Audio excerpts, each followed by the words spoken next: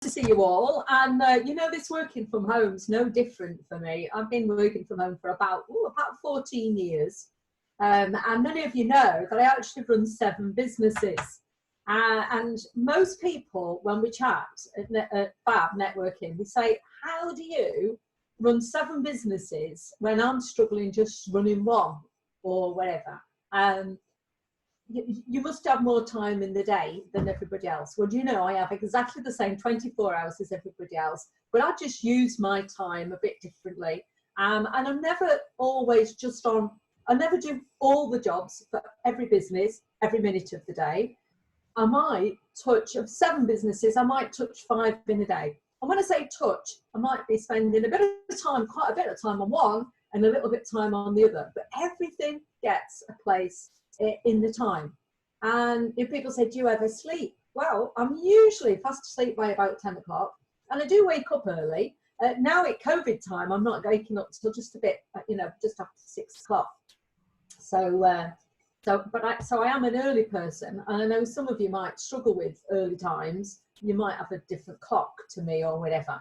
So what I thought we'd do is we'd have a look at some ordinary time management things that you can use whenever you're working, COVID or no COVID. And then I thought we'd also come back to some specific things that you could do and concentrate on while we're going through the COVID working from home bit. Because I know for many people, that's really tough to cope with. And I've got to say, I mean, you know, it's no secret, I'm absolutely having a fabulous time in this COVID time.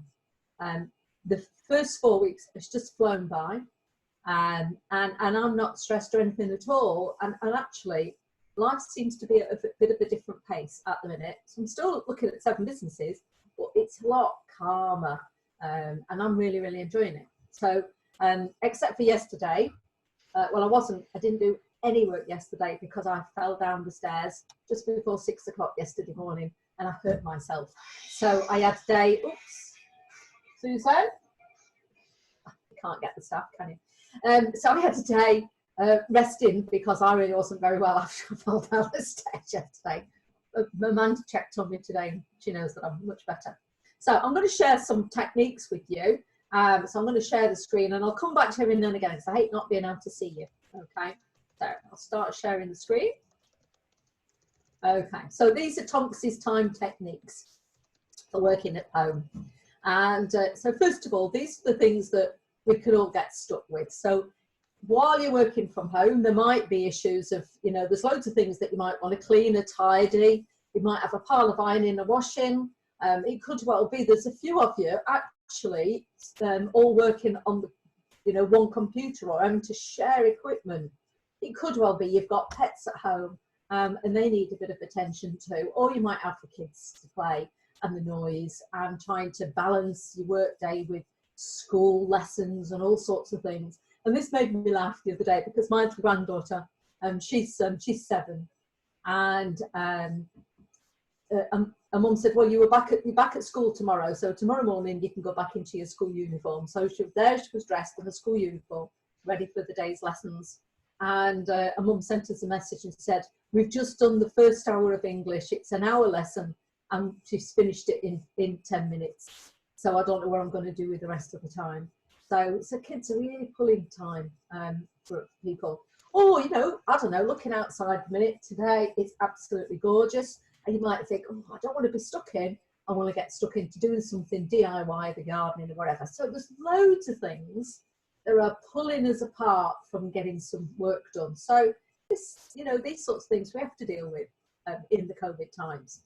So I'm going to talk to you about some techniques. So these are general techniques that I will use anytime. I'm just going to stop this door banging a little bit. The outside door's open.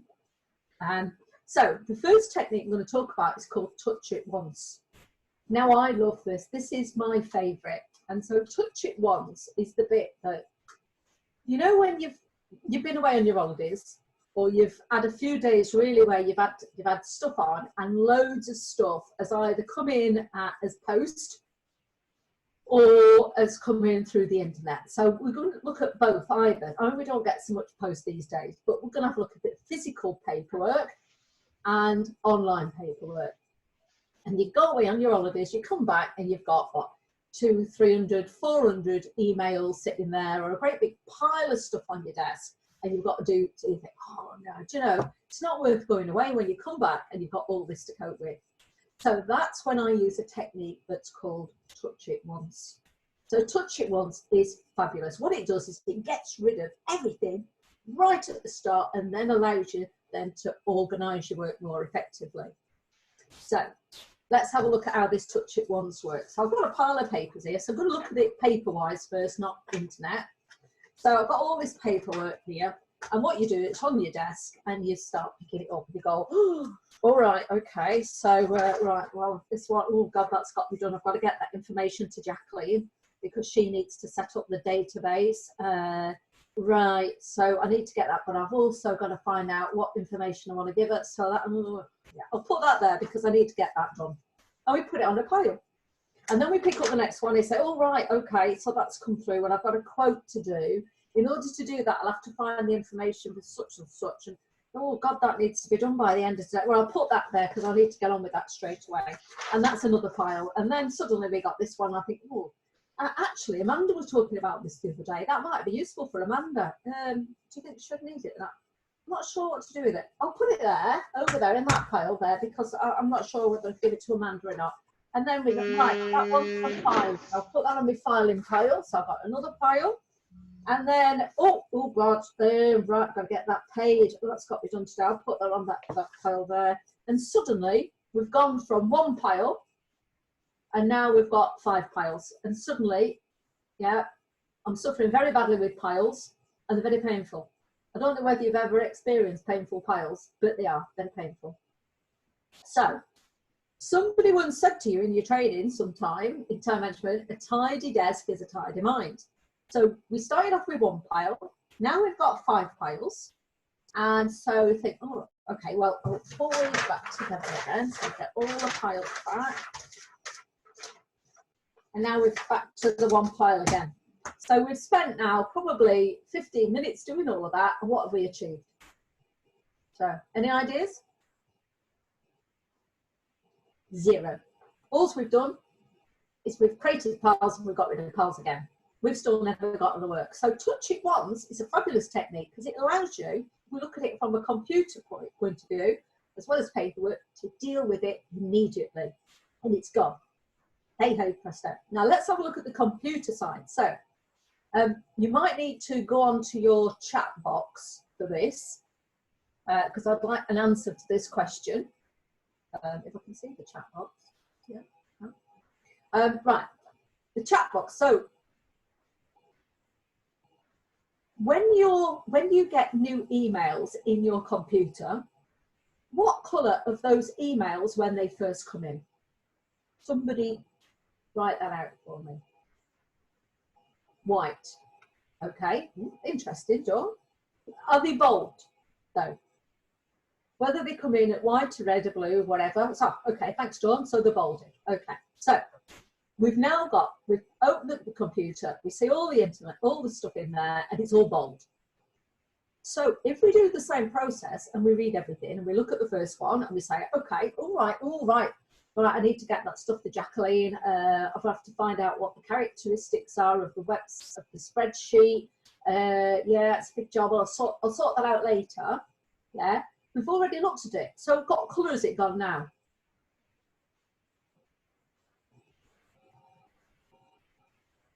Any ideas? Type in a box.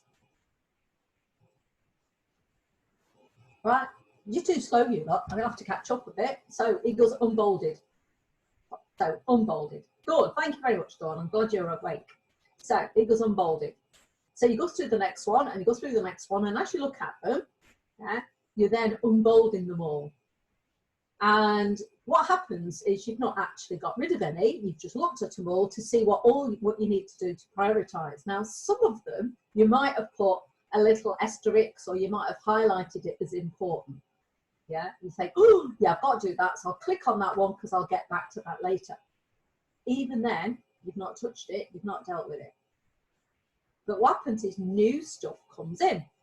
And as that new piece of information comes in on the computer line, yeah, this one that you really need to do, so this is Jacqueline's one, it goes further and further and further and further down, and then it drops off the bottom of the page on the screen.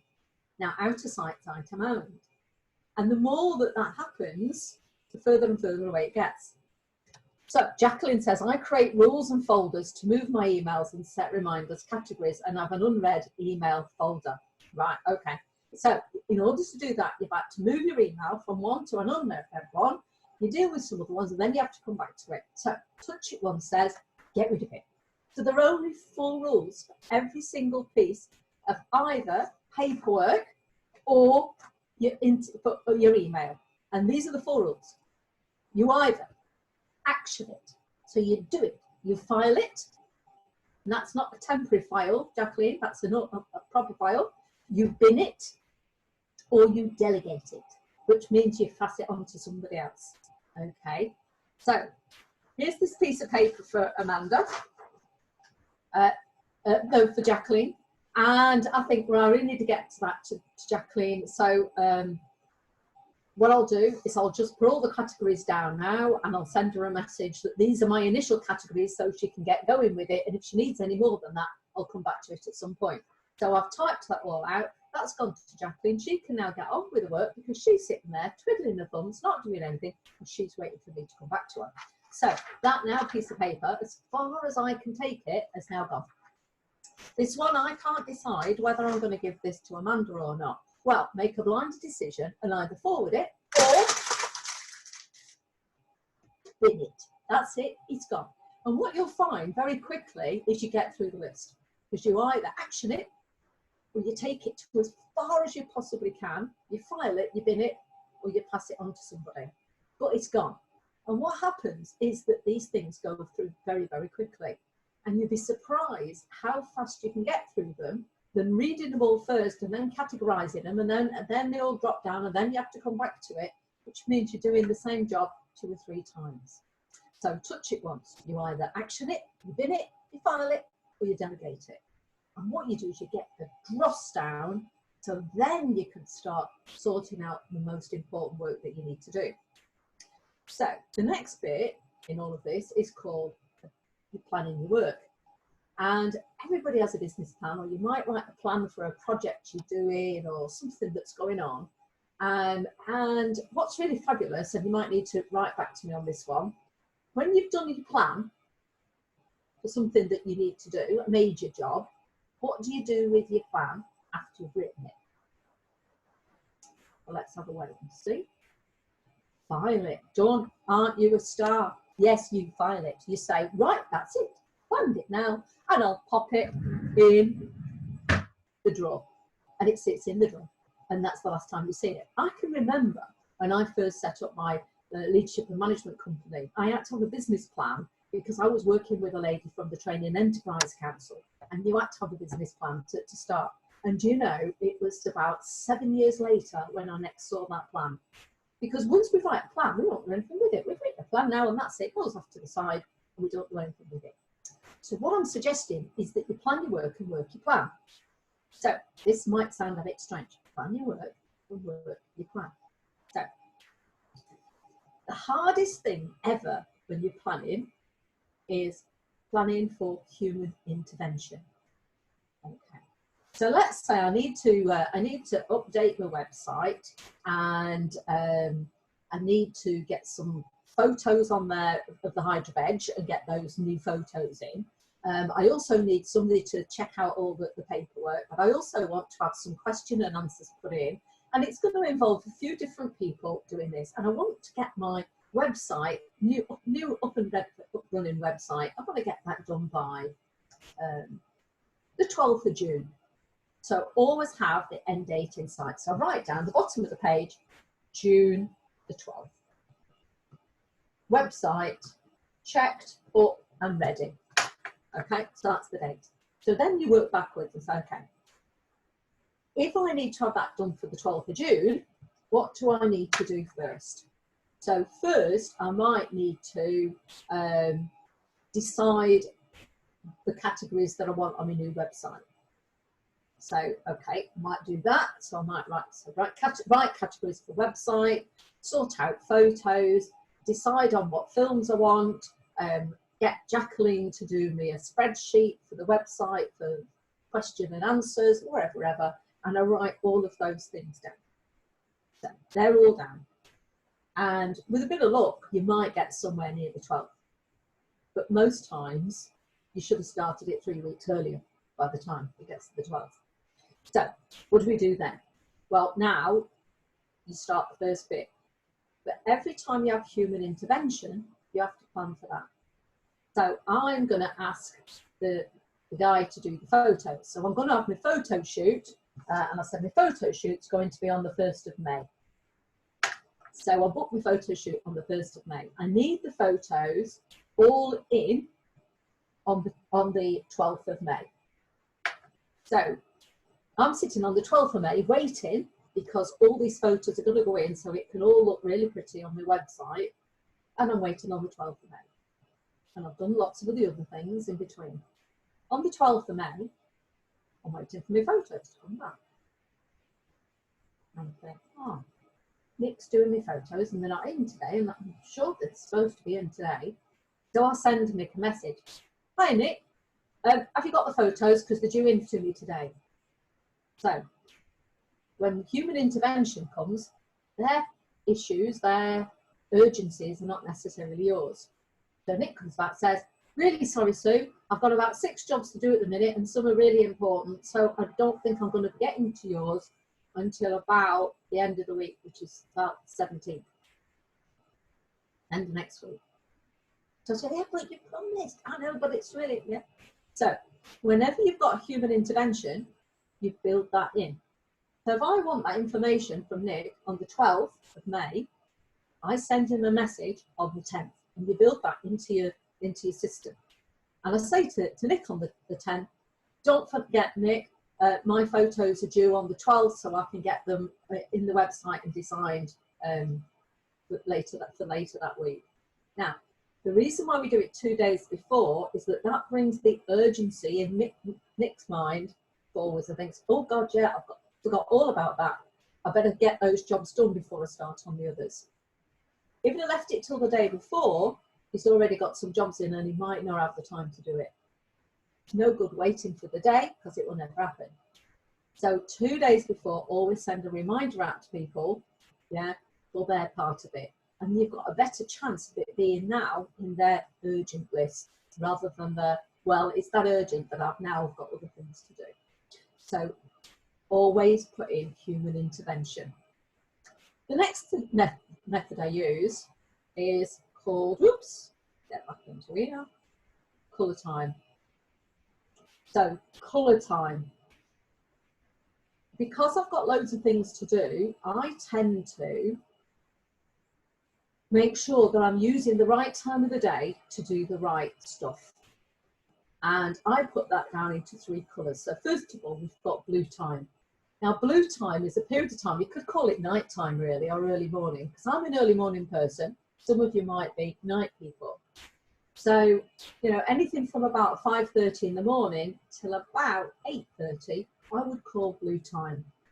Or on the opposite side of it, anything after 8:30 at night till 10:30 would be blue time. So you sort your own blue time out. So your blue time is your time when you don't need to talk to another soul.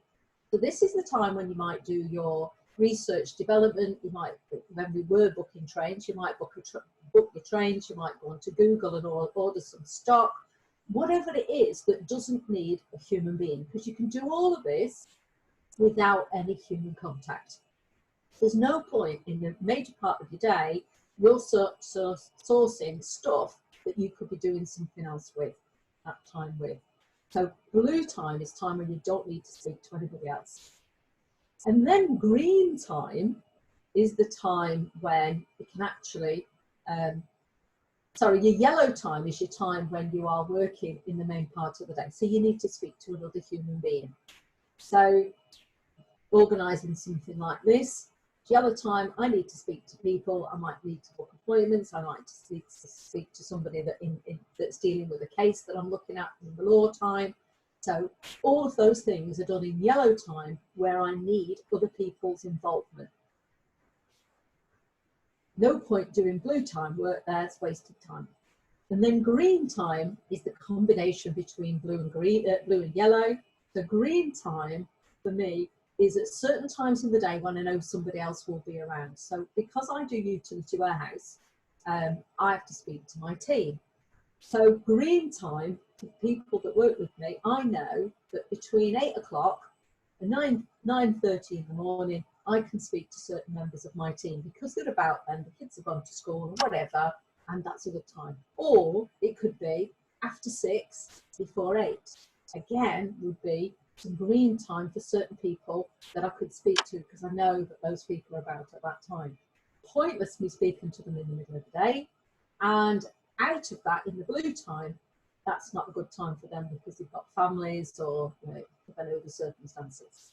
So always separate the time out that you've got and what you're going to do best with that amount of time. Next we've got, I think you might have seen him earlier, we've got Gollum time. Now, for those that know, this is Gollum, all right.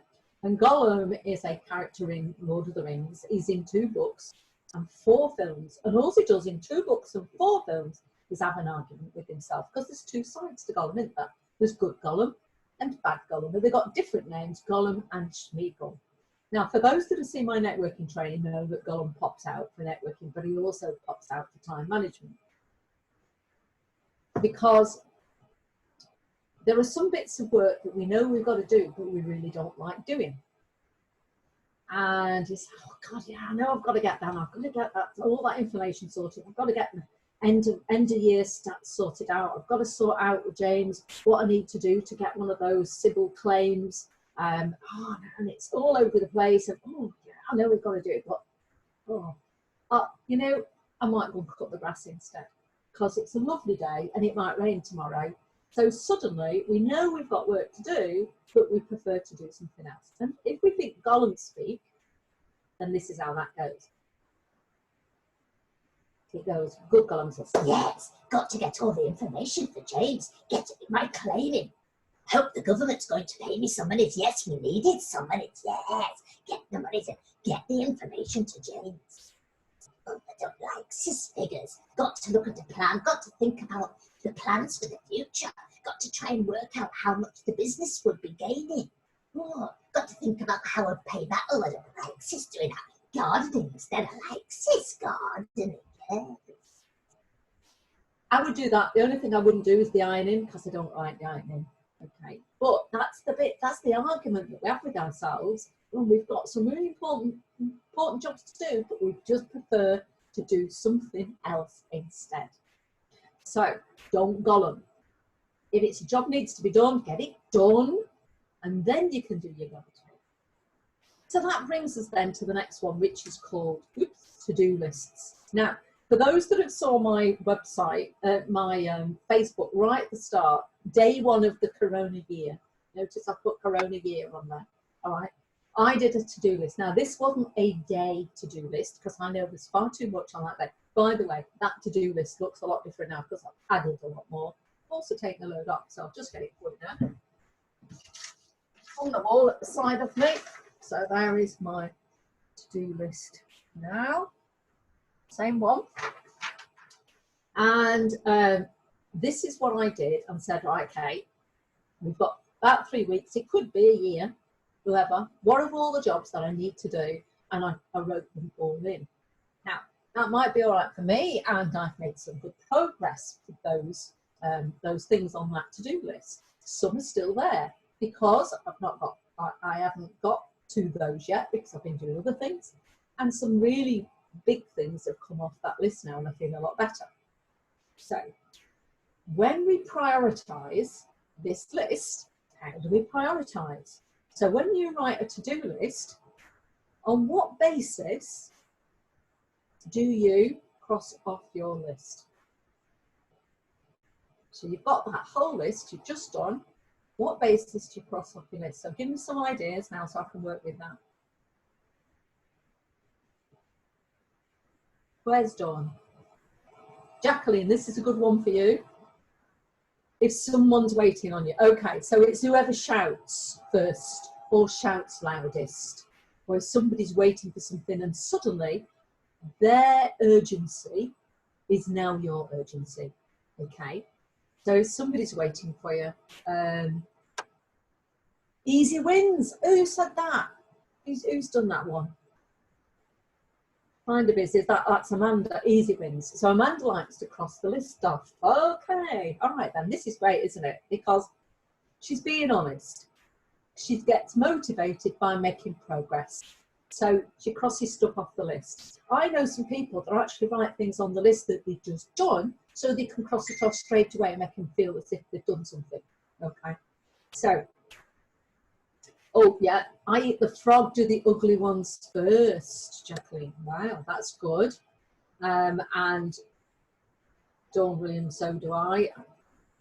Oh, James Blackwell adds things on his list to cross them off. Yeah, you just said it. Yeah, I was typing it. So yeah, just yeah, they do. You know, and it's a cheat. God's sake, it's a cheat. So what are you going to do? Oh, this is all what I've achieved today, but you already done it. So there are lots of different ways that people cross off the list. Some people choose the easy, quickest jobs, the things they like doing. That's not one I saw on the list. Things you like doing first. Well, I like that, so I'll do that. I'll do that one. I'll do that when it's easy. You know, or I'll do that one because it's the quickest. So we've got the quickest, the easiest, and the jobs we like doing first. Except for Jacqueline, who does the horrible things. So I'll get all the ugly, horrible things out of the way first, and then I've got time to do the rest. Not always. That's what I try to do. I try to do. Okay.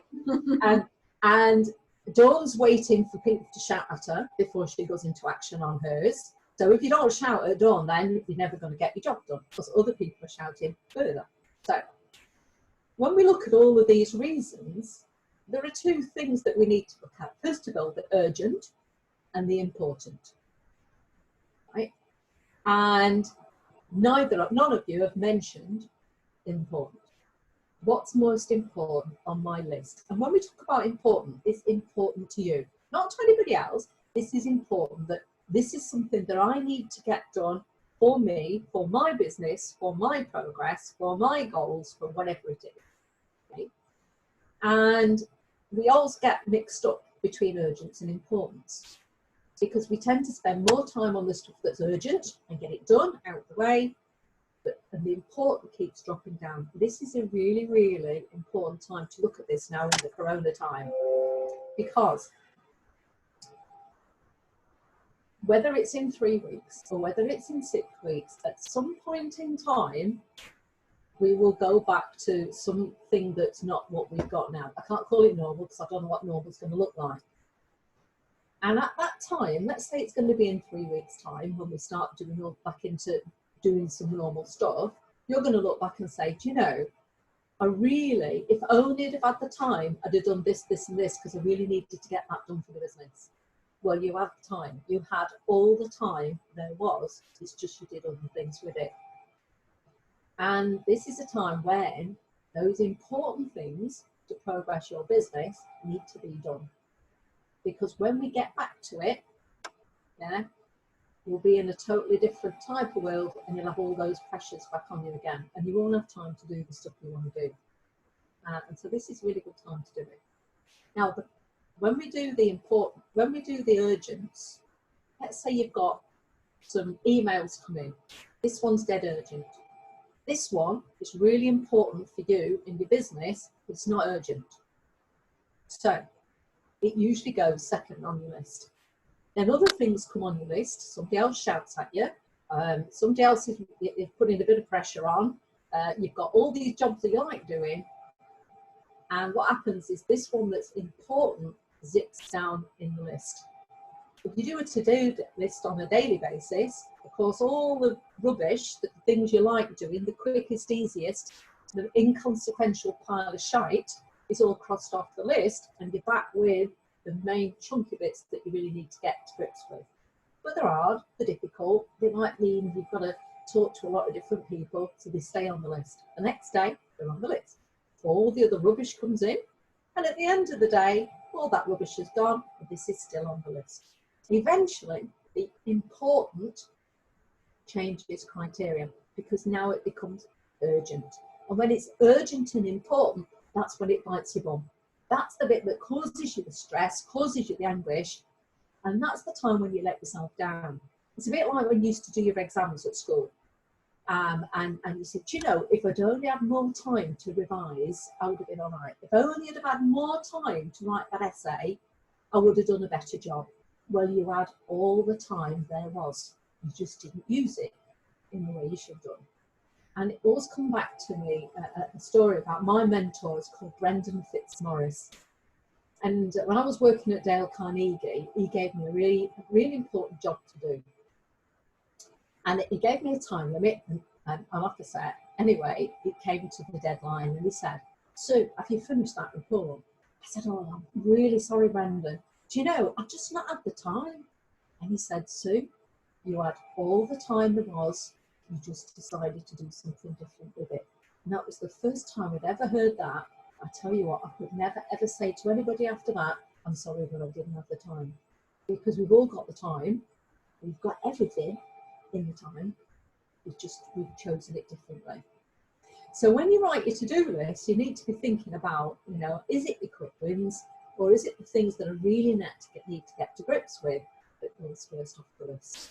And then treat yourself with a couple of quick wins when you've done some of your ugly frog stuff. You know, that's the time to treat yourself to that. Now, when do you do your to-do lists? So, oh, sorry, Martin, I've got here. Oh, Dawn, if she's in the mood to talk to anybody. Martin, I didn't get what you're doing against Gollum. Okay, I'll go back to that in the end. Okay, I will do. So, when you do your to-do list, people write the to-do list for the first thing in the morning. Never do your to-do list first thing in the morning. Because you get up in the morning, you do your exercise, you do your stretching, whatever you're going to do, walk the dog, whatever. And then you sit down and you say, okay, what will I do today? And you get your pen and get your paper and you start writing the list. And then while you're writing the list, other things start coming in and starting to affect it right at the start. You've already lost now 20 minutes writing your list of getting your stuff together. So always write your list at the end of the working day, the day before. So what you do is you put in the day to bed. You're saying, okay, tomorrow, this is what I need to tackle, and you write the list. In the morning then, you come down and now you can concentrate on getting that first bit of the list off and running, and suddenly you start to make a load of progress. If you're going to do it for the weekend, you do it Friday night, close of play Friday, ready for the start of play on the Monday. And the importance of that is it allows you the time during the weekend to have that bit of time through. If you don't write it down at the end of each night or at the end of Friday ready for the weekend, stuff that you need to do keeps interfering in your brain for the rest of the evening. So you think, you know, at 11 o'clock, oh, I must remember I've got to do that tomorrow. Like, oh, well, yeah, such and such. Or you wake up in the middle of the night and you think, oh, yeah, I've got to get such and such sorted in the morning. So you give your brain a bit of extra chance, because as soon as you bring it down, it actually feels you've dealt with it and it interferes less in your head during the night. So particularly your weekend, you've got it all down, ready for the start of the week. Very few times during that weekend, your brain will kick in and remind you you've got to do something else. So give your brain a bit of a chance and a bit of a chance to rest. So when we prioritise, we have to look at two things. First of all, is it high or low importance? Is it fast or is it slow? And we can start then to put those things into practice. One of the other techniques I use is called block time. And I love this time. This is time when you block off absolutely everything and concentrate on some of the really big jobs you need to do. So it could well be that I need to design a whole new thing for my website. So it's going to take me a bit of time. I'm not that way inclined. I've got to send messages out to a lot of people. I've got to plan some things in front. And I, you know, you can get distracted, can't you? You know, the dog could bark, want to go out for a walk, kids could shout, or the sun shines, whatever it is. And we go into something and then we do something else, and then we go back to it, do something else. And particularly if you've got figures involved. I'm numerically dyslexic, so whenever I've got figures, I have to really, really concentrate hard. So every time you do some figures, you write them down, and you go and do something else. When you come back, it takes a long time to tune yourself back in to what you're doing in the first place. And then you've lost a bit of time. And then you just get in, and then you go and do something else, and come back to it. So block time says you choose a period of time, not very long, probably an hour, yeah, maybe push 2 hours, and you plan that block time.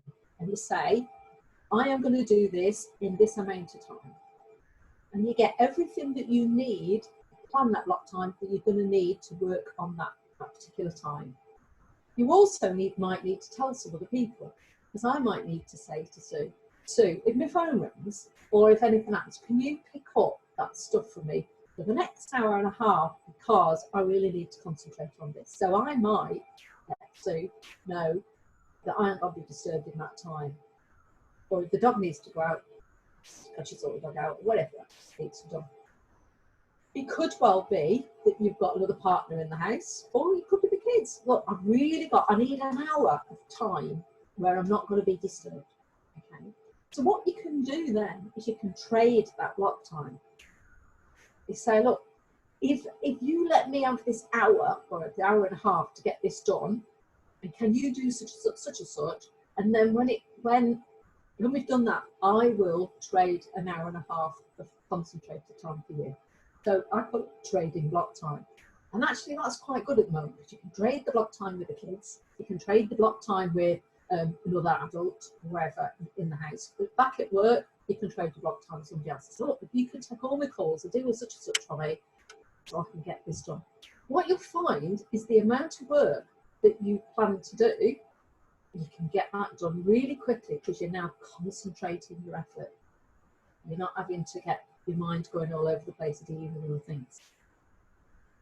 One of the things to do is also to manage other people, because these days in this coronavirus, people think, oh, you're working from home. So therefore, they send you messages, so they phone you. Yeah. Hello, how are you doing? You say, well, I'm actually still at work here. Oh, I just thought you're home, so I thought we'll give you a ring. And people start using your time, because they think you're going to be at home, so therefore, you're easy getting to talk to them. So you also can manage that and say, look, I am going to be working on my job from 10 o'clock in the morning until 12:30. If you want to speak to me, you can only speak to me between 12:30 and 1:30, because that's when I'm having my lunchtime. And after that, I'm going back to it. So manage other people if they keep interrupting your day. Because it's not just about managing yourself, you've got to manage the expectations of other people. So you plan, you tell others, you do it, and you can also trade it. So the challenge of getting through these times could well be all the other things you've got to do. Okay. So I've got on my sheet on the wall in front of me, I've got all things that I need to do to cope with the time that we're in. So the first thing I've got is do stretches and some exercise when you get up in the morning. Yeah, get your body moving, not, oh God, I'm gonna go, you know, because the mindset has got to be right for starting your normal working day. And get up every day ready for work, and your clothes on, not your PJs, not your onesies or anything else. You know, we've seen James Batlaw that with no shirt on and all sorts of stuff, you know, and he's trying to run a professional business, and he's had a good idea for that also. So he's now dressed nicely. So remember that you need to get yourself ready for work. You're putting your uniform on, you're getting into the zone. So this morning, I hadn't had a wash, because I was going to the unit, I was building some kits. When I come back, knew I was coming on here, so I went up, had my shower, done my hair, not that you'd never notice, done my hair, and got myself ready for this session. And when I finished, I'll put my jeans back on, I'm getting back up to the unit. So I'm getting myself ready for work. You need to make sure that you're having a proper lunch break, and also that you're getting plenty of water to drink. It's really important to keep yourself in the flow of stuff, because you need nutrition. So have a breakfast, make sure you have a break for lunch. If you can, share your lunch. So have a time where all of you are sitting down together, and you have that period of time, half an hour, 3/4 an hour, whatever it is, and actually have some proper time for lunch. Sue and I love doing crosswords together, so we out do a bit of a crossword at breakfast time. If we've still got any, we might sit down at lunchtime, have some lunch, do a crossword together. Well, that's where we chat and we discuss things, because Sue's also busy with her businesses as well. So have a proper lunch and have a proper tea time, and see if you can have breaks. My worst thing is I put the kettle on. I think, oh, I must have a brew. I don't drink tea or coffee, so I drink hot water. So here's my hot water. And I put the kettle on for hot water. And about an hour and a half later, Sue says, did you get a drink? I said, no, I boiled the kettle.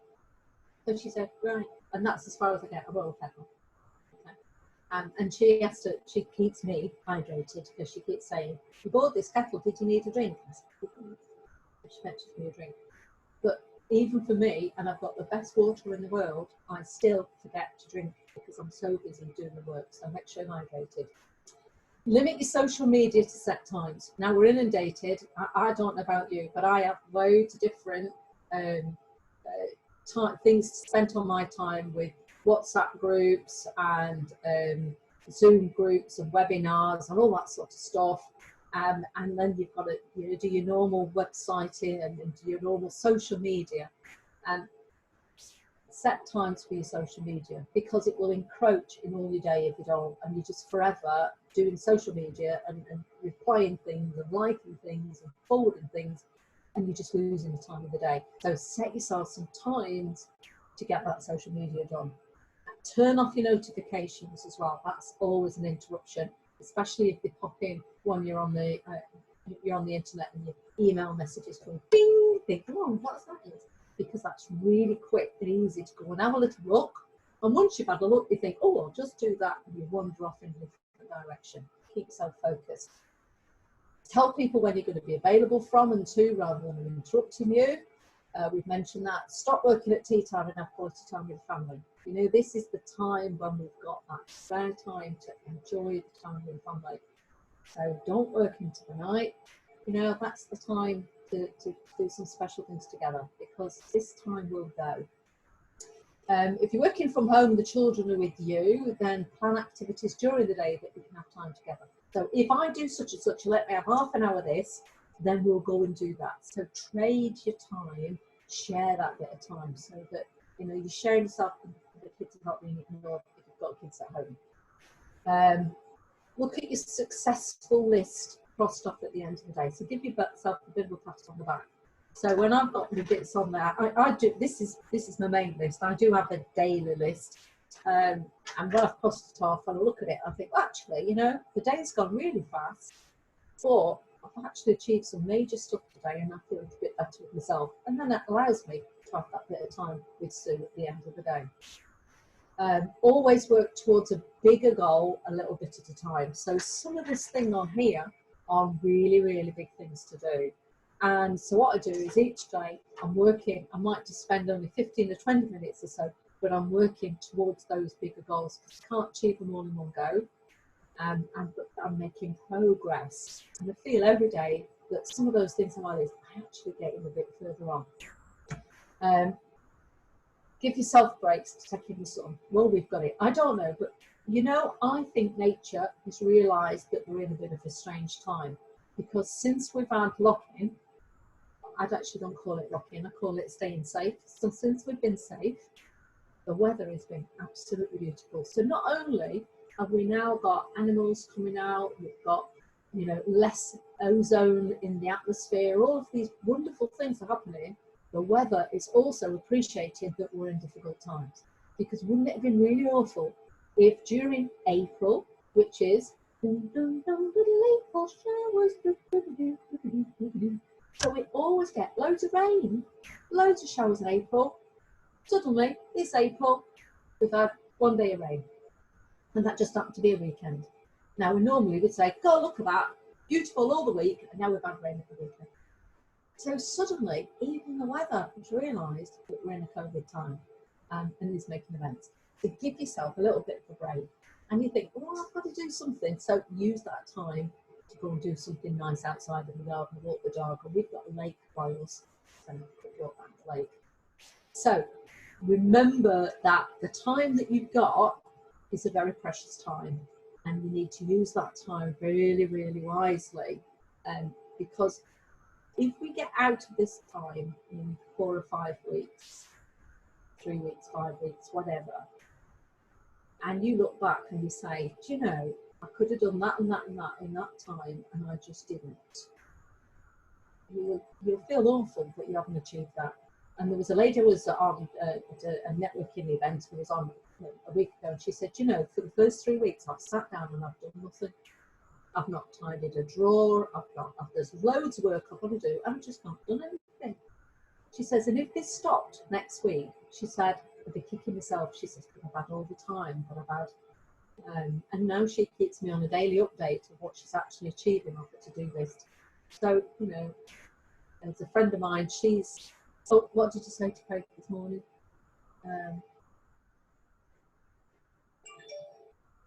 Okay, Martin, I'll come back to you on the prolonged time. Exactly what I said to Craig this morning, sounds like me about the weather. Yeah, okay, good. So, the most important thing is the time that we've got and to make the best time. So I'm going to come back out and not share this now, so stop sharing. I'm back with you, okay. So, it's about the time. So let's get back to this question with Martin. There is a difference between touch it once and planning your work and working your plan, because planning your work and working your plan means that you concentrate your efforts. Touch it once means you've just got that one way of dealing with it. So what I do is when if I've not been in the office for a while, I've got a pile of emails, I get rid of my emails, and then I can start working on planning my work, working my plan, and the most important bits to do, so with more messy jobs. I also do occasionally like a little reminder on the screen. I colour it, but I make sure that it's done before it's the bottom, because once it's 2 or 3 bits down, unless you keep going back to see what you've not tackled, which is a pain, you're going to miss it. So I always try and get the jobs done early on, all except for paying Jacqueline, because it came in and it went in the spam, and then I asked her for an invoice, and it fell off the bottom of my screen, and then she got paid. So I apologise for that, Jacqueline. It did. It fell off the screen. So, yeah, you can stop sharing and unmute everyone. Thank you, Amanda. So first of all, Sue, can I just say thank you so much. That was just amazing. Thank you, Sue Tonks. Thank you so much.